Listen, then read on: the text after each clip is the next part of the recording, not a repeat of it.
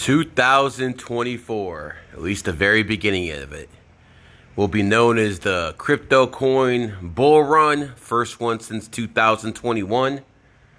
I mean, stock market's doing good to start the year, but one guy who's hurting, and one guy who is hurting real bad, is that swine born in 1971, Elon Musk. But before we go into Elon, I want to tell you a little bit about my history. In 2007, when I was living in Cleveland, Ohio, I went up to the Browns, Cleveland Cavs, and Cleveland Indians. And the Cleveland Indians were very respectful. Thank you, Mark Shapiro. He's with Toronto now, I believe. The Cleveland Browns and Phil Savage, that was a fucking head case. These guys are fucking nuts. I literally told the Cleveland Browns to draft Adrian Peterson in 2007. Said he was going to be the next best thing to Jim Brown. No one listened to me. But none of them went as far as Dan Gilbert. Dan Gilbert is the owner of the Cleveland Cavaliers. And no one I dealt with went as far as Dan Gilbert to try to punish me. Let me explain.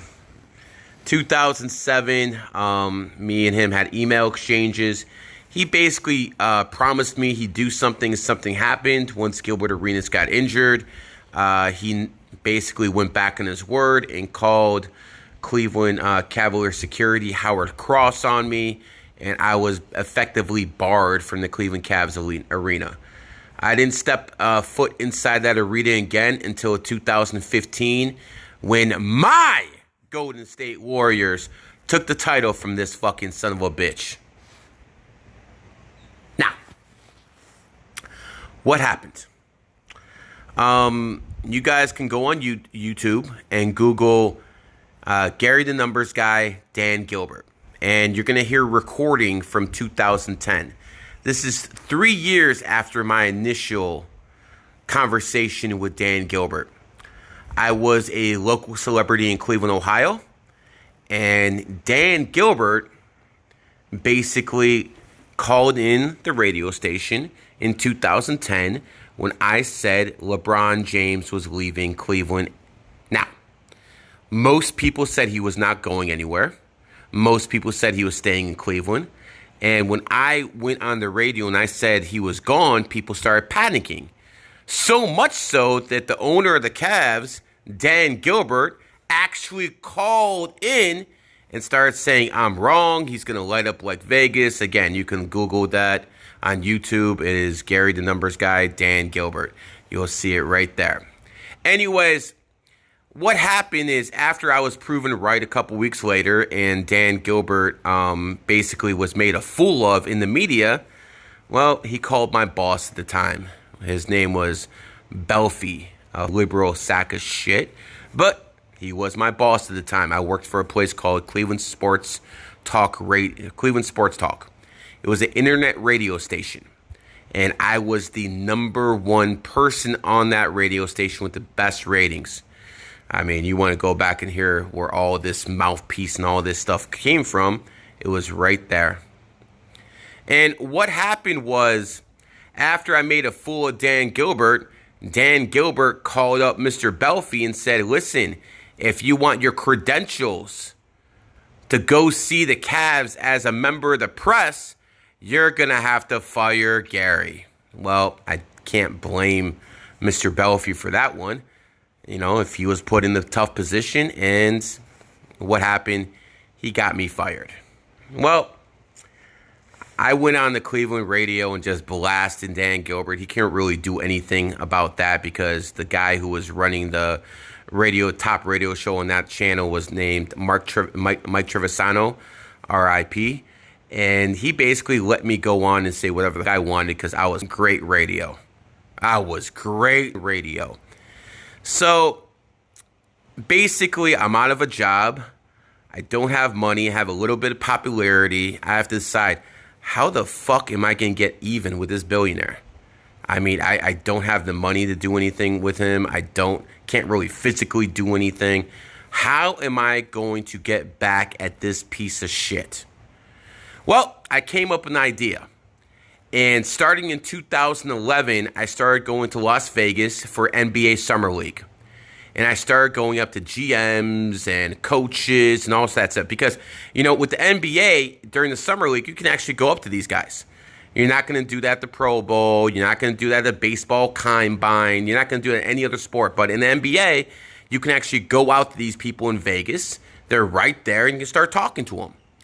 I started basically talking numerology and astrology to a few people who were low-level assistants for NBA players and, coaches and all sorts of stuff. Well, those low-level assistants in 2011 became somebodies in 2013. And in 2013, I'm looking at the Golden State Warriors, and I see this kid, Klay Thompson and Steph Curry. And I'm looking at them, and I'm like, wow, this numerology with these two is perfect.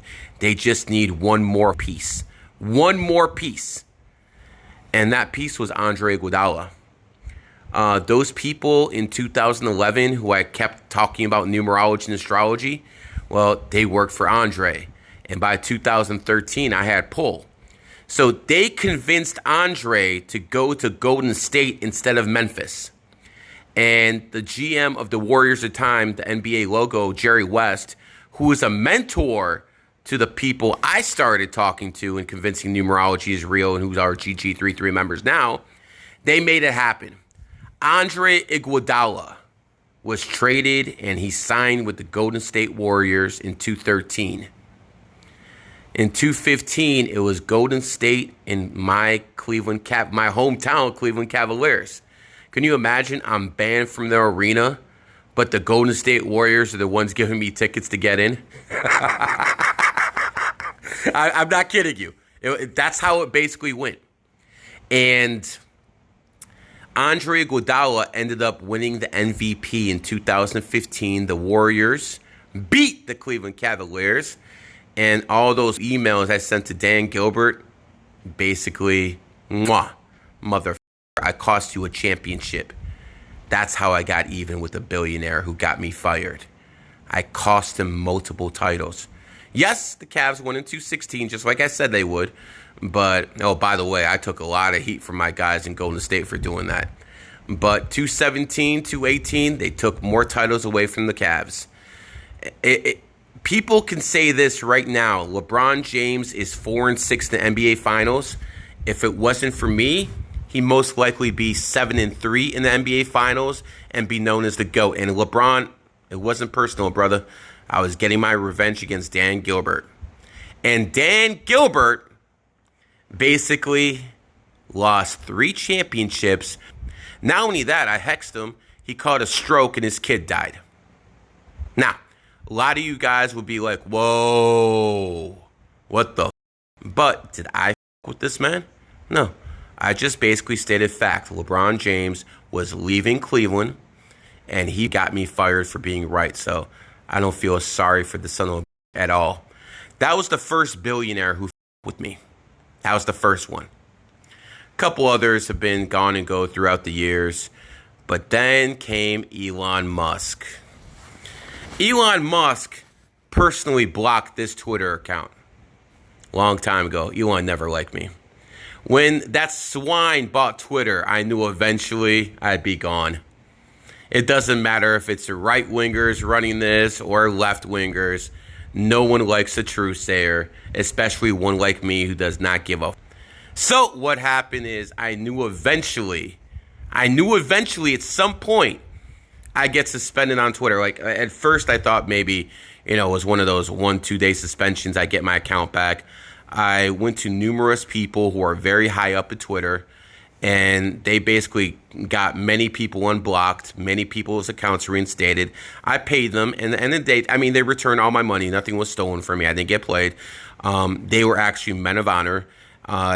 They basically told me the only people who can put a block that high past them is maybe 1 of 20 people, and one of those 20 people is Elon Musk. So 100% unequivocally, Elon Musk shut my account. But guess what, guys? I was expecting this. So what people have to understand is the enemy of my enemy is my friend. And because of Elon's hate towards me and vice versa, I've gotten in contact with pretty much all his enemies. Pretty much every single person who hates Elon, including some of the richest people in the world, I have gotten in contact with. And in the past 2 months when my Twitter account was suspended, I've been fucking getting people together. Networking, if I, would say. Networking for the downfall of someone. Now, I'm not going to go into details because we're not going to fucking tell people what our game plan is. But here's what it comes down to. Elon Musk is going to lose a lot of money. Now, he's always going to be a billionaire. There's nothing I can do to stop him and, take him back to the $300 million range. But he's not going to be the world's richest man, and that's probably never going to happen again. Elon Musk, since the beginning of 2024, has lost over $100 million. Tesla shares are down 33%. He owns over 20% of Tesla. That's a big fucking haircut. Huge fucking haircut. Elon Musk lost his compensation package with the Delaware court system, which is something Joe Biden did. And again, I'm not a big fan of Joe Biden, but in this case, the enemy of my enemy is my friend. So good looking, Joe. And Joe Biden cost him about $56 million, not to mention a Tesla factory in Germany was arson, cost about $1 billion in damage. Elon Musk, since Fine GG33 was suspended on January 18th, about 2 months, he has lost over $100 billion. And I'm going to tell you right now, if you guys think I had nothing to do with that behind the scenes, you're out of your fucking mind. Do you know how many billionaires hate Elon? Do you have any idea how many billionaires I've given readings to in the past 3, 4, 5 years?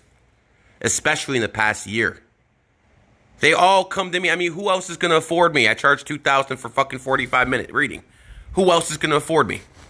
By the way, if you want a reading from a GG33 member, they charge $233, and you can go to GG33 classes, and you can sign up with GG33 readers who I've personally trained. Going back to what I was saying before, though. If you want to make some money, you should have been doing it since January, but if you want to make some money, short Tesla stock. They're fucking done. Tesla, it has a breaking point at 68.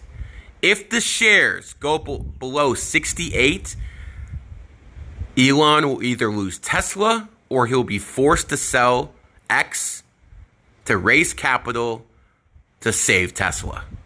It's going to be one of the two. And since Wells Fargo already said his shares are going to about 44 next year, that 68 mark most likely is going to get hit. And at that point, Zuckerberg and Jeff Bezos, who are teaming up, by the way, right now, will purchase Twitter. It will be, I'm not sure exactly how it'll work, but it will be half owned by Amazon, half owned by Meta. And I'm sure a lot of conservatives are here going to cry. It's going to go back to censorship. And guess what? I was censored under both regimes. I don't give a fuck. And for most people, yeah, I'm sure Elon was a little bit better for you guys. I'm sure he is. But you know what I've noticed? Porn is out of fucking control under Elon. These OnlyFans hoes. Pussy in bio. All this shit. That Elon did all of that. Elon did every bit of that. He does not give a fuck. You might as well fucking call Twitter fucking Pornhub XL. That's what the fuck it is. So, Elon Musk, you piece of fucking shit, who sacrificed his own child in 2002 to become rich and fucking famous. A deal most of us would never even consider. That's what Elon did. Elon, I never liked you. You never liked me. But there is no reason to suspend me. Alex Jones, pornography, all sorts of shit is legal on Twitter. But you went after me and you did it personally. And unlike 2011, when Dan Gilbert did this to me, I actually have friends in high places now.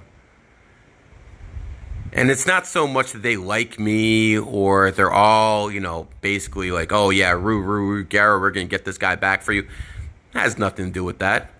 It has to do with that I am forming a coalition of your fucking enemies. Go hack into my email, you fucking piece of shit. You'll see all about it. Every fucking person who's your enemy, I either got their phone number or their email. Every single one. And I got to tell you, one of the reasons I started GG33 Academy was because Tate was talking shit. Numerology and astrology isn't real. So, you know what? Fuck you, nigga. I'm going to fucking take GG33 Academy and make it the #1 occult school in the world. That's exactly what I did. And Tate's been going in and out of jail a few times since. His life is going to hell.